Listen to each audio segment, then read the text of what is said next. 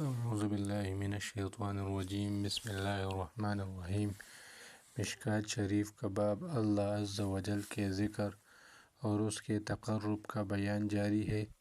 مشکوٰۃ شریف کی حدیث 2275 حضرت حبیبہ رضی اللہ تعالی عنہ بیان کرتی ہے کہ رسول کریم صلی اللہ علیہ وآلہ وسلم نے فرمایا، امر بالمعروف یا نہی عن المنکر یا اللہ کے ذکر کے سوا ابن آدم کا تمام کلام اس پر بوجھ ہے، وہ اس کے لیے نفع مند نہیں۔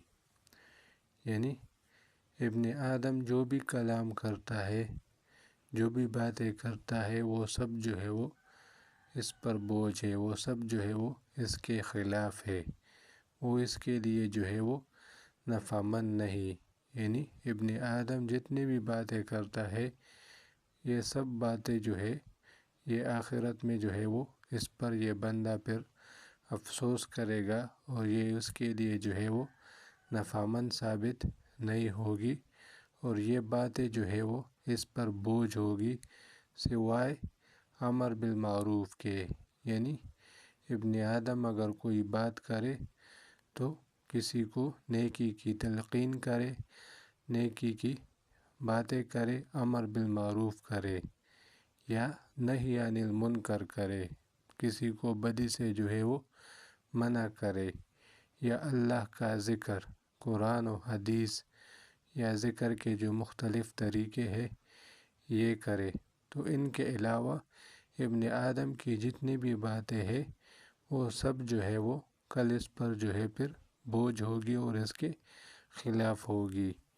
تو یہاں پر جو ہے وہ ہمیں اپنا محاسبہ کرنے کی ضرورت ہے کہ آیا ہم جو ہے وہ جو سارے دن جو ہے وہ باتیں کرتے ہیں اس میں امر بالمعروف نہی عن المنکر اللہ کا ذکر ہوتا ہے، یا جو ہے وہ واہیات ہوتی ہے اور فضول باتیں جو ہے وہ ہوتی ہے۔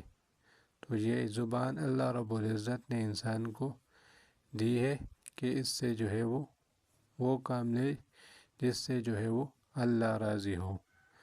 تو یہ دیکھیں ابن آدم کی یہ تمام باتیں جو ہے وہ اس کے خلاف کل ہوگی سوائے اس کے کہ وہ امر بالمعروف کرے، نہی عن المنکر کرے اور اللہ کا ذکر کرے۔